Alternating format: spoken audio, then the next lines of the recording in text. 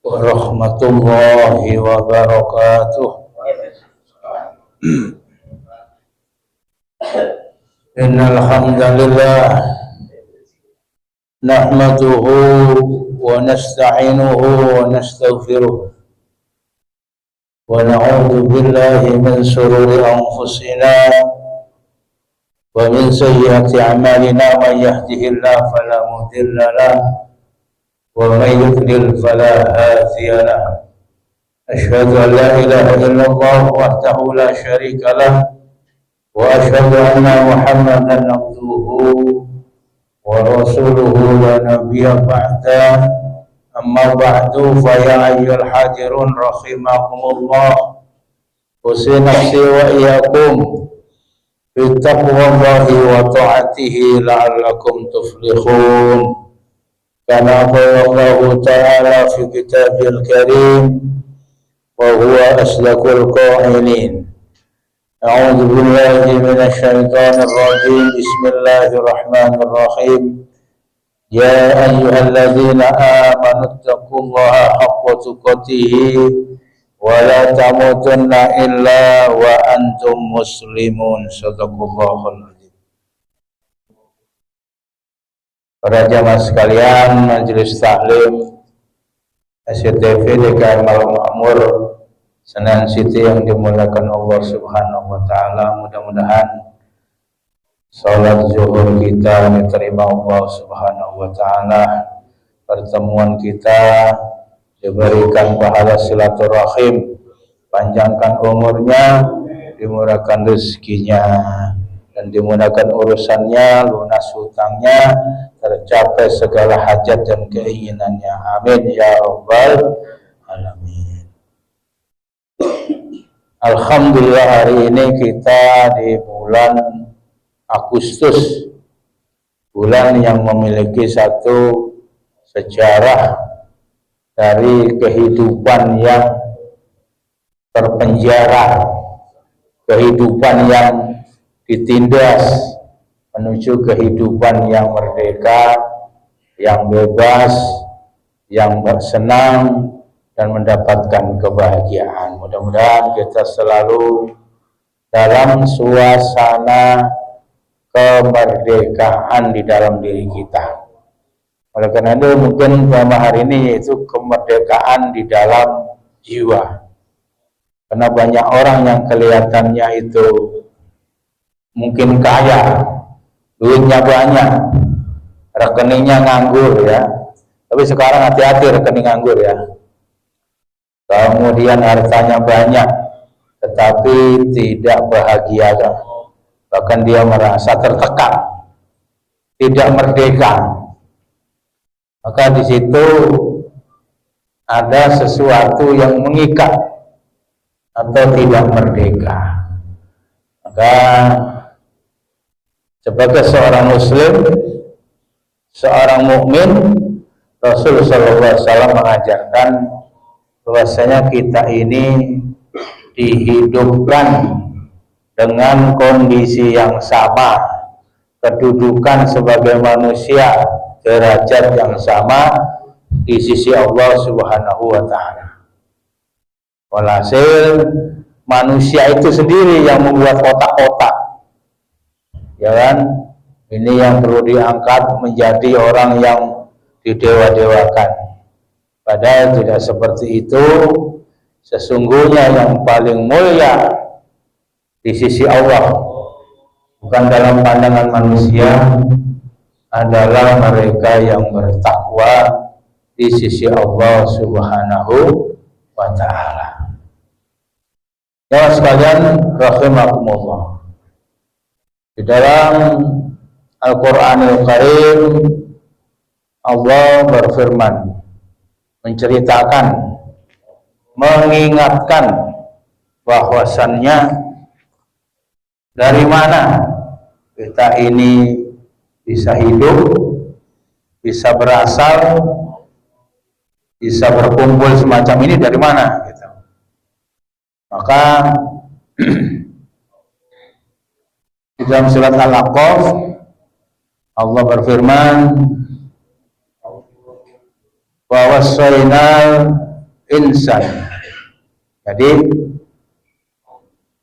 diberikan pesan atau diwasiatkan kepada manusia. Jadi karena manusia itu memiliki satu keadaan yang sama, sifat lupa. Karena sifatnya lupa, ya wajar setiap Jumat diingatkan, ittaqullah. Kemudian di luar Jumat ada pengajian, diingatkan terus. Dan juga ayat-ayat Al-Quran itu salah satunya juga ada yang selalu berpesan, berwasiat. Wa wasainal insana biwalidayhi ihsana. Yang pertama, dipesankan, diwasiatkan kepada manusia itu, kepada kedua orang tuanya itu, hendaklah berbuat ihsan, berbuat yang baik, yang mulia, karena kepada kedua orang tua. Kenapa? Hamalathu ummuhu kurhan. Ketahuilah wahai manusia, kita semuanya itu, kata Allah, wahai manusia kalian semua, kenapa diwasiatkan untuk selalu berbuat baik kepada kedua orang tua? Karena ibunya telah mengandungnya dalam keadaan susah payah 9 bulan 10 hari. Mah biasa orang mengandung, bukan begitu maksudnya. Ingat, kita sebelum di alam kandungan, kita ada di alam roh. Di zaman Nabi Adam alaihissalam, ketika diciptakan Allah, kita yang hadir di sini pernah berkumpul di alam roh, ditanya oleh Allah, alastu birabbikum qalu bala. Apakah aku ini Tuhanmu yang wajib disembah? Kita menjawab iya. Cuman masalahnya kita lupa di alam roh. Ini diingatkan kembali. Dan ingatlah ketika kamu bisa berdiri, duduk, sujud, berjalan, makan, itu bukan hanya jasad. Di dalam dirimu ada satu batin yang dikenal namanya ruh. Sama hewan juga begitu, beda. Hewan itu hanya jiwa jasmani, bukan ruh. Berbeda dengan manusia. Ini kita semuanya ingat. Yang pertama alam roh, yang kedua alam rahim. Rahim dari kata rahim, kasih sayang Allah. Keluar dari alam roh ditiupkan ketika ibu kita mengandung usia 4 bulan, masuklah kita ke dalam rahim. Di alam rahim. Di alam rahim tidak makan, tidak minum, hanya melalui pusar plasenta ibu kita bisa hidup. Kita tidak mengeluarkan sesuatu di dalam alam rahim.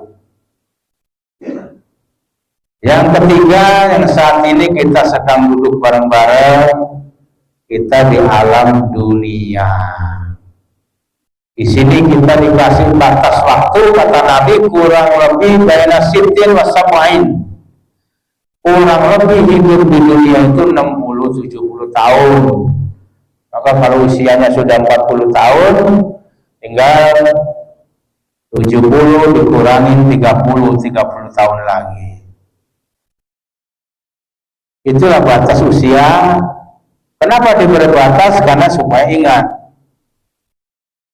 Jadi ibu kita mengandung itu 9 bulan 10 hari dalam keadaan susah payah, kurhan, susah payah. Wa wada'athu kurhan.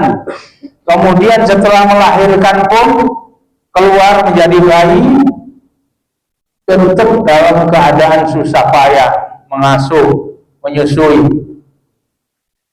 Wa hamluhu wa fisaluhu.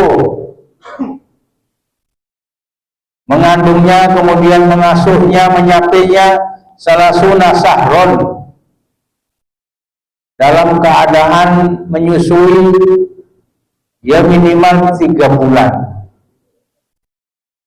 30 bulan sekaligus mengasuhnya.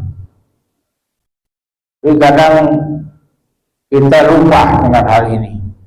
Apa yang kita makan? Air susu. Kemudian apa yang kita terima? Yang kita dengarkan adalah ajaran-ajaran dari ibu kita dan kedua orang tua kita. Hatta idza balagha shuddahu wa balagha arba'in, sehingga itu bertumbuh dan berkembang dari usia 0 tahun sampai balik. Yang perempuan 9 tahun, yang laki-laki 12 tahun, kemudian sampai arba'in 40 tahun. Hari ini siapapun yang usianya 40 tahun lebih atau mendekati usia 40 tahun, diingatkan oleh Allah dalam surat Al-Ahqaf surat 46 ayat 15 ini. Kita tidak serta-merta jadi hebat. 30 tahun punya karir, 40 tahun karirnya meningkat, bahkan ada yang jadi presiden atau wakil presiden. Itu semuanya asal usulnya dari bayi yang tidak tahu apa-apa, yang tidak ngerti apa-apa. Sehingga ini diingatkan kembali oleh Allah Subhanahu wa taala, qala rabbi auzi'ni. Maka ketika sampai pada usia kematangan itu 30 atau menjelang 40 atau 40 tahun lebih, berkatalah, Rabbi ya Allah auzi'ni, atau berdoalah atau bermohonlah kepada Allah, ya Rabb ya Tuhanku, berilah aku petunjuk. Jadi dari usia 12 tahun sampai usia 30 atau 40 tahun, terkadang orang itu belum mendapatkan petunjuk, bahkan belum mengerti saya ini asalnya dari mana sebagai manusia dan tujuan hidupnya kemana. Yang tahu hanya saya orang Islam, kerjaannya sholat 5 waktu, habis itu ya sudah. Nah, itulah namanya tidak memahami hakikat daripada jati dirinya. Mohonlah petunjuk kepada Allah. Petunjuk untuk apa? An askura ni'matakal lati. Satu, kita mohon kepada Allah dengan tuntunan Al-Quran ini. Yang pertama, bersyukur atas segala nikmat yang diberikan oleh Allah Subhanahu wa ta'ala. Mensyukuri. Petunjuk bisa mensyukuri nikmat. Jadi ketika 40 tahun Nabi Muhammad itu menerima wahyu. Kenapa dipilih 40 tahun? Karena itulah usia kematangan, usia kebijaksanaan, ukuran yang dicontohkan oleh Allah kepada diri Nabi besar Muhammad sallallahu alaihi wasallam. Lalu sekarang kalau ada orang 40 tahun kok masih kekanak-kanakan, jangankan 40 tahun, ada yang 70 tahun juga kekanak-kanakan karena tidak mau belajar, tidak mau bermohon kepada Allah, tidak mau minta petunjuk. Minta petunjuk itu belajar, karena petunjuk tidak datang tiba-tiba. Nah, petunjuk yang pertama itu bisa mensyukuri apa yang sudah diberikan. Hari ini bangsa kita, bangsa Indonesia berumur 80 tahun kemerdekaannya. Ibarat usia manusia, ini sudah kakek yang cucunya banyak. Dalam bahasa agama, usia 80 tahun itu usia yang sudah melampaui batas daripada yang disabdakan Nabi Muhammad, bahwasanya umatku umurnya baina sitin wasabain, 60 dan 70 tahun. Ketika 80 tahun seperti sekarang usia kemerdekaan bangsa kita, itu usia sudah menjadi seorang yang harusnya mutmainnah, jiwanya sudah tenang, tidak keduniaan, tapi jiwanya itu hanya mendekat, berzikir dan berdoa kepada Allah. Maka dalam usia 80 itu digambarkan kalau masih hidup kita disuruh minta doa kepada orang yang usianya sudah 80 tahun, karena malaikat-malaikatnya itu sudah banyak. Kalau orang itu soleh, terbayang dia beribadah dari balik sampai 80 tahun istiqomah, maka digambarkan malaikatnya itu banyak mengerumuninya, sehingga doanya biasanya itu mustajabah. Oleh karena itu kita disuruh minta untuk ketemu orang yang usianya 80-90 tahun, kita disuruh minta doa, karena orang itu sudah dekat berdoanya dengan Allah Subhanahu wa Ta'ala. Kalau orangnya istiqomah dalam beriman atau dalam keimanan, insya Allah. Yang pertama, bisa mensyukuri apa yang sudah diberi dengan ukuran 40 tahun itu. 40 tahun dikurangi usia balik 12 tahun atau 10 tahun, katakanlah baru 30 tahun orang itu melakukan ibadah. Kalau usia kita 40 tahun, baru 30 tahun kurang lebih kita beribadah. Itu pun kalau ibadahnya nggak bolong-bolong, sholatnya, puasanya, kemudian sedekah atau zakatnya, itu pun kalau ibadahnya dalam keadaan baik.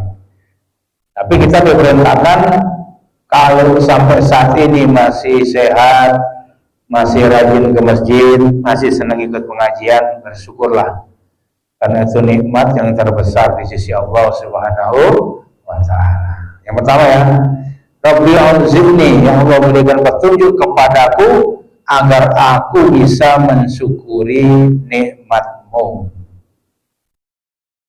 Kemudian doa yang kedua, ketika kita mencapai atau hampir 40 tahun, selain mohon petunjuk kepada Allah, kita disuruh juga minta pertolongan dalam rasa syukur itu bisa berbuat baik. Apa ukurannya kalau 40 tahun diajak berbuat baik kok susah? Wah, ini sudah alamat tanda-tanda orang yang tidak beruntung. Udah 40 tahun masih bandel aja, ya udah. Ukurannya di sini begitu. Pertama, bersyukur atas nikmat diri, umur, sehat, dan orang tua. Biasanya kalau masih 40 tahun, selama normal ya, nggak ada penyakit apapun, kedua orang tua masih ada.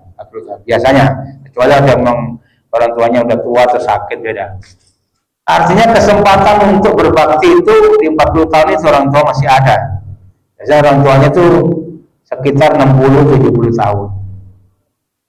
Maka kita dianjurkan untuk segera bersyukur, mensyukuri kenikmatan umur, dan mensyukuri kenikmatan keberadaan kedua orang tua. Maka saya udah 50 udah nggak ada kedua orang tua. Udah menuju ke alam berikutnya. Jadi alam roh, alam rahim, alam dunia, kemudian masuk alam kubur, alam barzah. Leluhur kita, kedua orang tua kita, saudara-saudara kita yang sudah meninggal itu masuk ke alam kubur, alam barzah. Mereka menunggu di sana sampai hari kiamat. Apa yang dibawa? Bekal hidupnya masing-masing.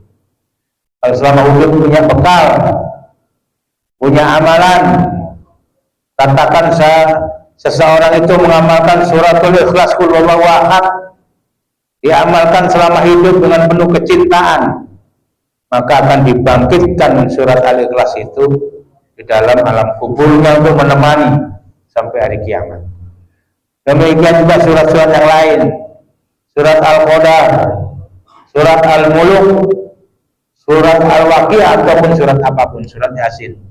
Kalau itu diamalkan dalam hidup karena kecintaan kepada Allah, Quran yang kita baca, yang kita cintai itu menjadi teman di alam kubur kita. Jemaah sekalian, yang pertama saya ingatkan kembali, jika umurmu mendekati 40 tahun atau udah 40 tahun atau 50 tahun, setiap sholat ucapkan dalam hati yang dalam, ya Allah, terima kasih sudah diberi umur, dan berterima kasih kepada kedua orang tua dengan cara didoakan. Ingat, tolong diingat, setiap sholat membaca suratul Fatihah. Ketika di akhir ayat siratal ladzina an'amta 'alaihim ghairil maghdubi 'alaihim waladdallin, itu pernah diajarkan guru-guru kita sebelum amin, bacalah Rabbil firli wa liwalidayya amin. Ini jangan ditinggal, ini jangan diremehkan. Kalau berjamaah aminnya bareng-bareng, imam waladdallin, cepat kita Rabbil firli wa liwalidayya, ya Allah ampunkan aku dan kedua orang tua aku, ya Allah. Baru aminnya bareng-bareng berjamaah, itu dikabul oleh malaikat. Kalau itu diniatkan memuliakan orang tua, tidak ingin orang tuanya susah di alam kuburnya, insya Allah diberkahi oleh Allah. Karena siapapun yang meninggalkan doa kepada orang tuanya, terputus rahmatnya dalam hidup. Meskipun dia kaya, meskipun dia berkuasa, dia akan tidak mendapatkan kebahagiaan. Nauzubillah, karena meninggalkan doa kepada kedua orang tua. Dan itu sebab-sebab orang jiwanya tidak tenang, karena tidak mengikuti prosedur atau anjuran dari Allah Subhanahu wa Ta'ala. Apa prosedur bersama? Prosedur pertama bersyukur, prosedur kedua mendoakan kedua orang tua, prosedur ketiga meminta kekuatan beramal soleh. Wa an a'mala sholihan tarda. Jadi amal soleh ini kita mohon kepada Allah supaya amalan kita diterima. Tardo, Allah ridho. Percuma saja amal ibadahnya banyak tapi tidak diridhoi oleh Allah gara-gara ninggalin doa kepada kedua orang tuanya. Tidak tardo ini kan. An a'mala sholihan tardo, amal soleh yang diridhoi oleh Allah Subhanahu wa Ta'ala. Kemudian prosedur berikutnya, wa aslih li fi dzurriyyati, bukan hanya saya ya Allah, tetapi seluruh keturunanku berikan ridho, berikan tetap iman, kumpulkan bersama-sama di dalam surganya Allah Subhanahu wa Ta'ala. Terakhir, prosedur terakhir, ini tuh betul ilaika, sesungguhnya aku bertobat kepada engkau. Para jemaah sekalian, saya sendiri, kita semua setiap saat selalu berdosa, tidak ada terlepas dalam keseharian. Jangan bosan-bosan bertobat kepada Allah, minimal satu hari istighfar 100 kali dengan penuh ketundukan, kepasrahan, kelemahan di hadapan Allah. Astagfirullahaladzim, mohon ampun ya Allah. Maka habis sholat itu istighfarnya jangan di lisan, betul-betul sampai di hati, dan doakan juga istighfar itu kepada kedua orang tua, li wali-walidayya, wali jami'an ashabi hukmi wajibatin alaiya, dan guru-guru kita, wali jami'an muslimin wal muslimat wal mu'minin, dan juga semua orang-orang yang beriman dan orang-orang Islam semuanya. Itulah konsep kalau hidup kita mau berkah, mau tenang, mau nyaman, mau merdeka jiwanya, jangan lepaskan prosedur itu. Wah ini, dan sesungguhnya aku ya Allah sampai akhir hayatku nanti golongkan minal muslimin, termasuk orang-orang Islam semuanya. Sallallahu alaihi wasallam. Insya Allah. Wa qala Nabi sallallahu alaihi wasallam sebagai penutup, Nabi kita Muhammad sallallahu alaihi wasallam bersabda dalam satu hadisnya, qala Nabi sallallahu alaihi wasallam, la tahriqanna minal ma'ruf syai'an. Hadis ini diwasiatkan kepada sahabat Abu Dzar, karena yang pertama ini kan wasiatnya kepada sahabat Abu Dzar. La tahriqanna minal ma'ruf syai'an walau an tahqa.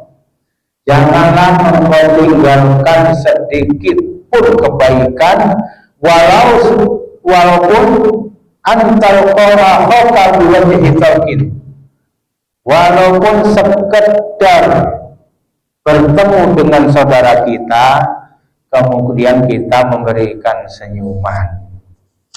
Ya, berbuat baik itu minimalnya memberikan senyuman.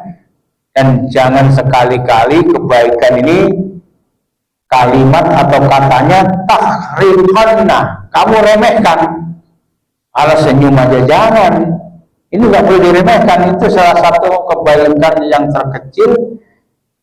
Antal ko ahoka biwajhi talqin, kalau engkau bertemu saudara muslimmu atau siapapun, sambutlah saudaramu itu dengan wajah yang manis. Talqin itu wajah yang manis, yang senyum, yang bisa menyenangkan. Rawahu Muslim.